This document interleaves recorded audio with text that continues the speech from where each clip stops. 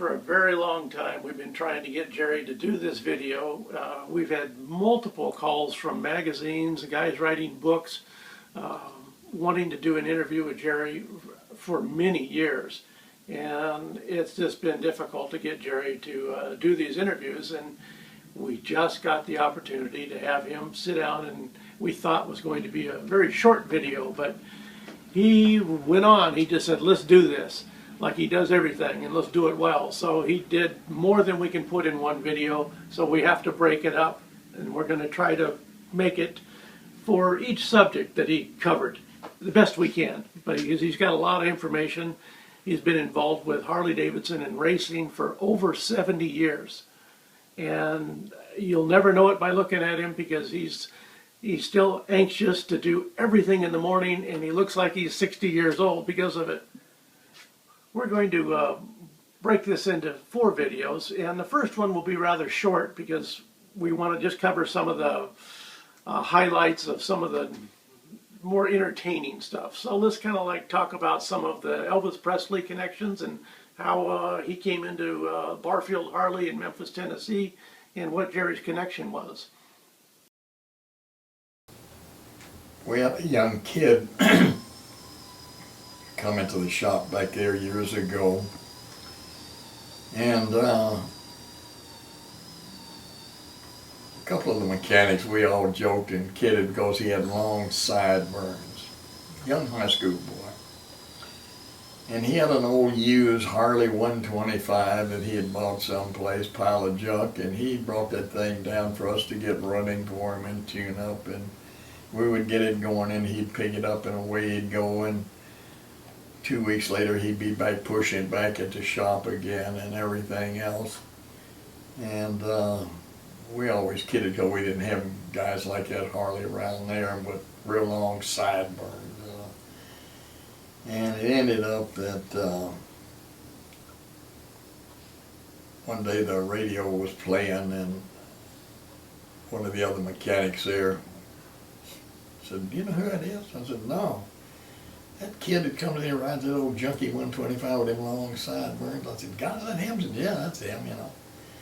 We really didn't know his name, didn't particularly care at that period of time. And anyway, later on he got rid of that little one, used 125, and bought him a brand new, he made a little money, I guess, singing, and bought him a brand new Harley 165 or 175, 2-stroke.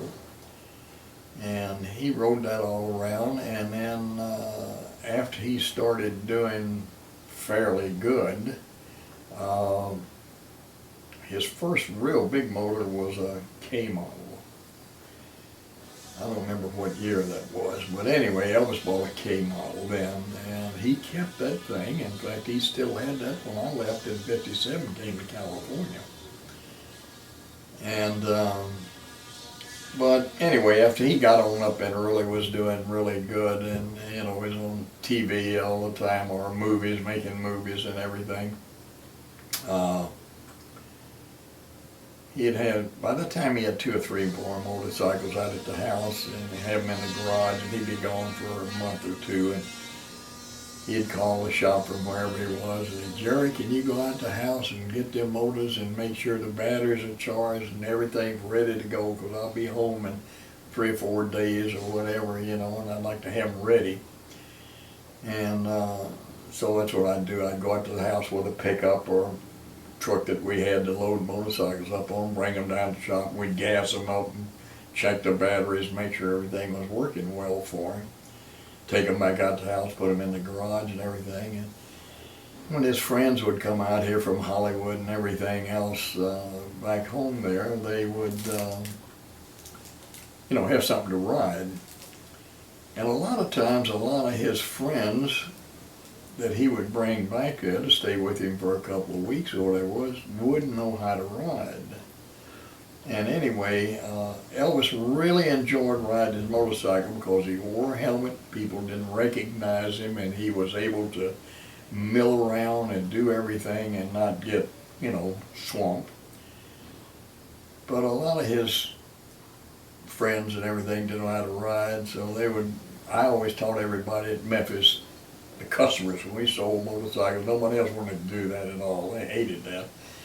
But Mr. Barfield always tell me, Jerry, take him out there and teach him how to ride, you know. So I'd have to teach all his buddies when they'd come back in to ride and everything. And worked out real good. But over the years, I went out to the house many times, you know, when he moved out to Graceland, I guess it is now, or whatever it is, and pick up those motorcycles and all. Initially, he was from a very rough part of town, which was North Memphis, and rough school, rough group, rough people. But when he would come back, he would still go up and associate in that area more than anywhere else and all. But he would buy all these real wild Cadillacs and all that stuff. And we had a boy that worked with us there at the shop, Jimmy Sanders. And he and Elvis were real good buddies, and he would come out there and Elvis would have him paint one of them things, some wild, outrageous damn thing, you know, you couldn't miss it around and everything. I always thought, God, what a weird crew this bunch is, you know. But what was it? What was the first bike you saw him on? Harley 125, two-stroke, the little two-stroke. That's the first thing he had in for his riding. The first real big motor that he bought was a, must have been 54 when the Sportsters, the K models came out, flathead K models came out. And he bought a K model and everything, and rode that. In fact, to say, when I left Memphis, I had been working about a week in my stall on a Harley 74 that they had shipped from Milwaukee down to Memphis for Elvis. And during those days, they came really unprepared. You had to put the handlebars on them, you had to wire all the lights on them, and, you know, drill all the fenders and put on saddlebags and chrome trim, and it was a week affair anyway. Well, I'd been working on this thing, I remember it was black, it was an all black job, a lot of chrome on it and everything. And I'd been working on that thing about a week, setting it all up. And my last day working at the shop was on a Saturday, and Monday morning I caught a bus and came to California. I hope you enjoyed our first video. It was a quick one, but I hope that you'll like the new one we're coming out with. It's going to cover more of the racing with Jerry Branch with connection with Harley Davidson. We did a lot with Harley Davidson racing department.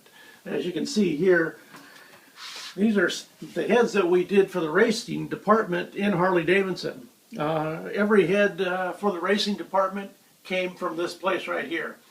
We put in every valve seat, we ground every valve, assembled every head with Dick O'Brien in charge at Harley Davidson. So you'll get to hear some good insight on all the people that worked at Harley Davidson, because Jerry knew them all. They flew him back and forth to Milwaukee for consultation on new projects with production as well as racing. So enjoy some of the new videos coming out. We're going to work real hard at getting this stuff out to you a little bit quicker, and some nice videos broke up into 4 segments.